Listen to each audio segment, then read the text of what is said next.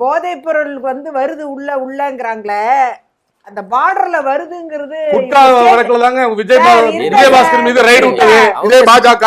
பதில் சொல்லுங்க அதுக்கு. இப்ப என்னாச்சு? அவரே பேசுறாருன்னா அவரே பேசட்டும்.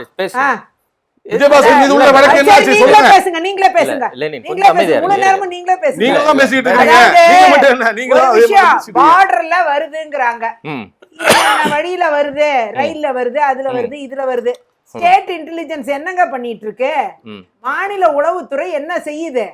அத கண்காணிச்சு அந்த பார்டருக்குள்ள என்டர் ஆகாம தடுக்கிறதுக்கு எவ்வளவு நேரம் ஆகும்? அதுதான் ஆளுமைன்னு சொல்றேன் நானு. அந்த ஸ்டேட் இன்டெலிஜென்ஸ்ங்கிறது அது ஒரு ஆளுமை. மத்திய உளவுத்துறைக்கு மத்திய உளவுத்துறையும் பார்க்கும். அது மறுக்கல. மத்திய உளவுத்துறையை பொறுத்த வரைக்கும் ஸ்டேட் இன்டெலிஜென்ஸுக்கு தான் சொல்லுவாங்க. மாநில காவல்துறைக்கு இன்ஃபார்ம் பண்ணுவாங்க. இன்ஃபார்ம் பண்ணியே நடவடிக்கை எடுக்காத பல கேசஸ் இருக்கு. பார்டர்ல பிடிக்க மாட்டாங்க இவங்க, அப்படியே உள்ள விட்டுருவாங்க. யாராவது என்னன்ட்டு தெரிஞ்சே உள்ள விட்டுருவாங்க. அதுக்கப்புறம் அது பாட்டுக்கு புழங்கிட்டு இருக்கோம். பெட்டி கடையில இருந்து பெரிய பார் வரைக்கும் கிடைக்கும், எல்லா விஷயமும் கிடைக்கும். அந்த அளவுல அதெல்லாம் இல்லன்னு சொல்லாதீங்க சார். இன்னைக்கு எல்லாருக்கும் கூட்டு பொறுப்பு இருக்கு. இதெல்லாம் தடுக்கிறதுக்கு நம்ம எல்லாருக்கும் கூட்டு பொறுப்பு இருக்கு. அதாவது இத நியாயப்படுத்தி பேசுறதே தப்பு. நீங்க எப்படி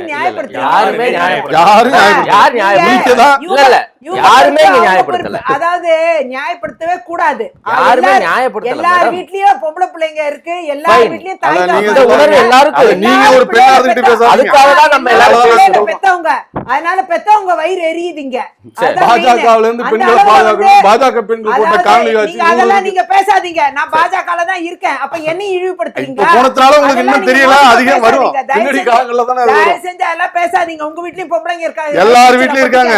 எல்லார் வீட்லயும் இருக்காங்க. அந்த பொறுப்போட பேசுறோம். இன்னைக்கு நீங்க பேசணும்ங்கிறதுக்காக பேசுறீங்க. அதாவது ஸ்டேட் இன்டெலிஜென்ஸ் என்ன செஞ்சிட்டு இருக்குங்கிற கேள்வி இருக்கு. எல்லா விஷயமும் ஸ்டேட் இன்டெலிஜென்ஸ் தெரிஞ்சுதான் உள்ள வரும். அப்படி இருக்கும்போது தடுக்க மறுக்கிறாங்க. அதனால குடும்பங்கள் சீரழியுது. இதனால அடிப்படையா சிறுவர்கள் பாதிப்பு மட்டும் கிடையாது, மென்டல் ஹெல்த் மெயினா காலியாகுது. ஒட்டுமொத்த குடும்பங்களும் மென்டல் ஹெல்த்ல பாதிக்கப்பட்டிருக்காங்க. இன்னைக்கு இந்த கொலைகள்லாம் நடக்குது.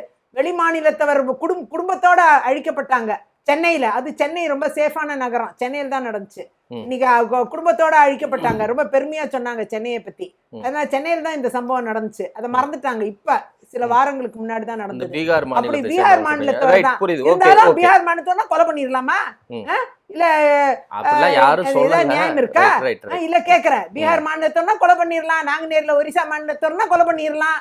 எல்லாம் இவங்க வேற மாநிலத்தோட கொலை பண்ணிடலாம். அந்த அளவுல அத கூட தனிப்படையை போட்டு இன்னும் கொஞ்ச நாள் இத கூட நியாயப்படுத்துவாங்க. இத கூட நியாயப்படுத்துவாங்க. இன்னும் கொஞ்ச நாள் கழிச்சு இவங்க எல்லாம் இத கூட நியாயப்படுத்துவாங்க. அவங்க சொந்த பிள்ளைகளை பத்தி கூட கவலை கிடையாது. எல்லாத்தையும் நியாயப்படுத்துறாங்க. என்ன நியாயம் எனக்கு தெரியல. என்னோட கோரிக்கை எல்லாம் ஃபைனல் கோரிக்கை ஒன்னே ஒண்ணுதான். இந்த விஷயத்துல தீர்வெல்லாம் எப்படி வரும்னா, எல்லா கட்சியில இருந்தும் பெண்களா வச்சு நீங்க இந்த நிகழ்ச்சியை நடத்துங்க. அப்ப அவங்களோட ஆதங்கம் எல்லாம் வெளில வரும். இந்த மாதிரி ஆண்களை வச்சு நடத்துனீங்களா புரிதல் இல்லாம இப்பதான் பேசுவாங்க. ஏன் அவங்களுக்கு நியாயப்படுத்துறாங்க. முதலமைச்சரா பெண்கள் இருந்தாதான் பெண்கள் பாதுகாப்பு, பிரதமரா பெண்கள் இருந்தாதான் நிகழ்ச்சி மட்டும் கிடையாதுங்க. பெண்களால தீர்வு காண முடியாது. அதனாலதான் பெண்களுக்கு அதிக பிரதிநிதித்துவம் வேணும்னு அதெல்லாம் சொல்லுங்க. அதெல்லாம் ஆண்கள் பேசவே கூடாதுன்னா எல்லாரும் பேசணும். மதுபானத்தை நியாயப்படுத்துறாங்க, போதைப் பொருளை நியாயப்படுத்துறாங்க,